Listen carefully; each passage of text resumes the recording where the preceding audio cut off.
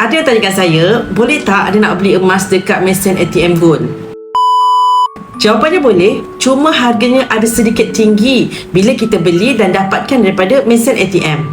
Kenapa harga lebih tinggi? Disebabkan ada beberapa kos yang kita kena ambil kira. Kos sewa tapak, kos CCTV, insurans dan lain-lain lagi. Sama lah macam kita, kalau kita shopping baju raya semua tu kan, beli dekat kedai fizikal dengan beli dekat TikTok shop, mana lebih murah? Dapat perbezaannya? Jadi Public Gold menyediakan pelbagai option dan kemudahan untuk kita membeli emas. Sama ada belian secara online melalui akaun Emas Gap ataupun direct di Gold ATM mesin ataupun di Menara Public Gold terus. Beli emas dekat mesin ATM terus dapat emasnya. Beli online kena set appointment bagi berat emas yang lebih daripada 21.25 gram. Kita saja akan collect emas tersebut di cawangan yang berdekatan dengan kita. Jadi itu semua terpulang kepada preference masing-masing.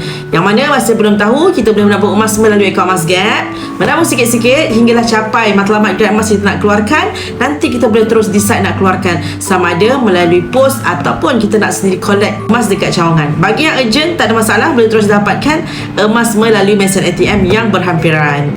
Yang mana belum ada akaun Emas Gap, jom daftar akaun percuma. Saya akan bimbing sebaiknya.